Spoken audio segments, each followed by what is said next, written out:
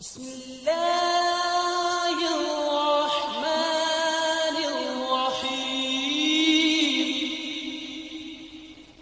वो बच्चा जवान हो के डाकुओं का सरदार बना, चोरियां करता, पकड़ा जाता, फिर छोड़ देते। एक दफा किसी चोरी में पकड़ा गया और हाथ काट दिया गया।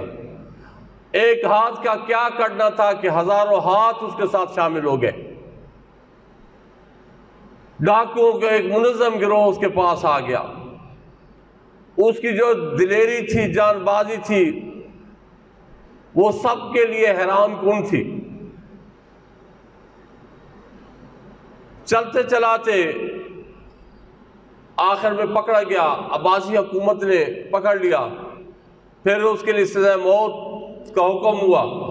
तो जलाद जब आया तो उसने कहा हुकूमत वक्त को कि मेरे साथ एक मुआहदा कर लो, मुझे छोड़ दो, मैं तुम्हें पूरे गिरोह के 100 बंदों के नाम देता हूँ जो मुख्तलिफ वारदातों में मेरे साथ थे। तो हुकूमत मान गई।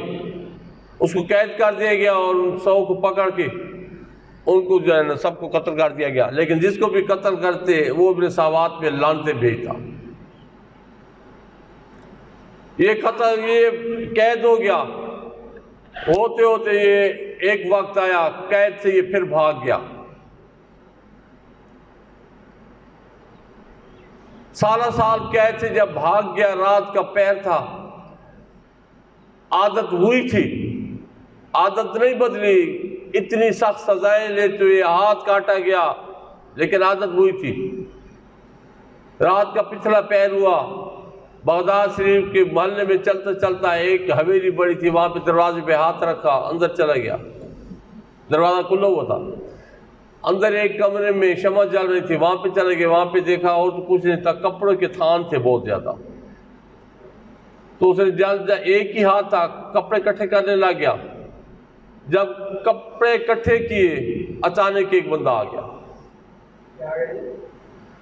एक जुई बंदा आया तो ये फौरन खड़ा हो गया। तो उसने कहा यार आप आराम करो, मैं आपके साथ मदद करूंगा। तो उसने समझे शायद ये भी मेरे साथ है, ये भी कोई चोर है। 2 गांठ तैयार कर लिए, एक बड़ी एक छोटी।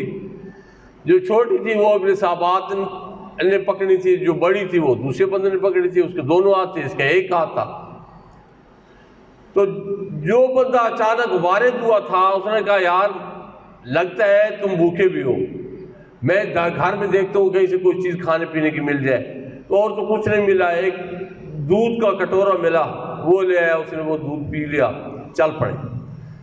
जो बड़ी गांठ थी वो उठा ली उसने। जो कमज़ोर ज़रूर था लेकिन दोनों हाथ थे, इब्ने साबात का एक हाथ था।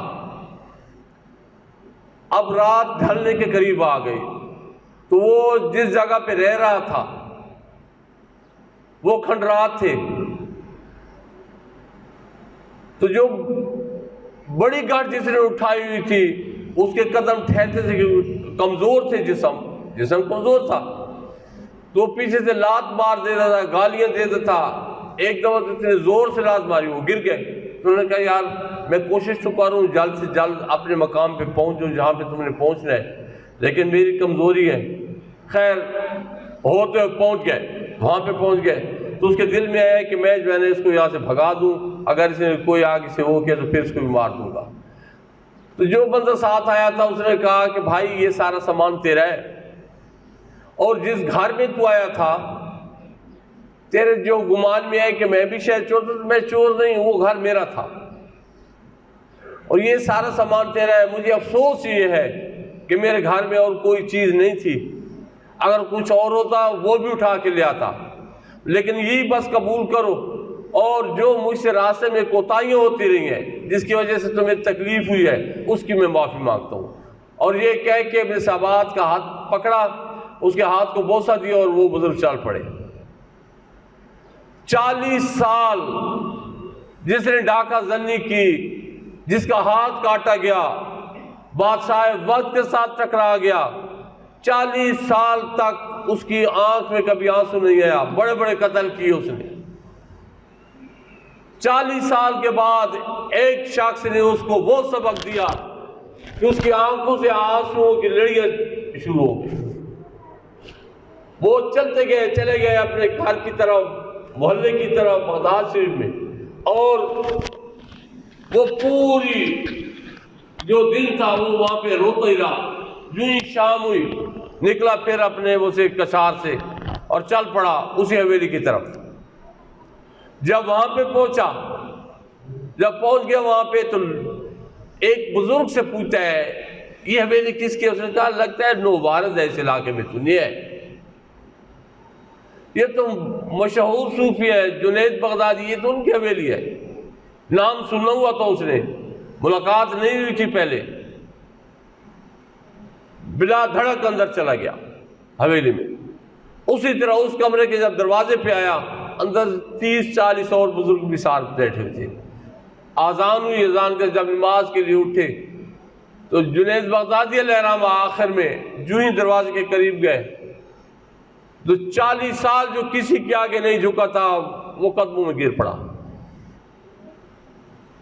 आपने उठा लिया, सीने मुबारक के साथ लगा लिया,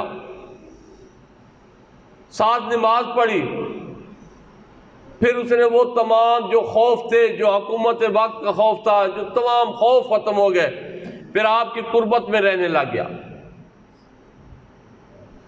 40 साल जिसको कोई सबक नहीं दे सका, अल्लाह ताला अज़्ज़ वजल के वली की सिर्फ एक अदा ने उसकी 40 साल की काया पलट के रख दी। तो आप ख्वाजा जुनैद बगदादी अलैहिर्रहम फरमाते थे, इब्ने साहबाज जब आपके पास आया, आपकी कुर्बत में आया, दिनों में मंजिलें तय करने लग गया, क्योंकि आया खालिस होके था। तो ख्वाजा जुनैद बगदादी अलैहिर्रहम फरमाते थे, जिन बुजुर्गों ने सालों में सफर तय किए, इब्ने साहबात ने वो सफर दिनों में तय किया।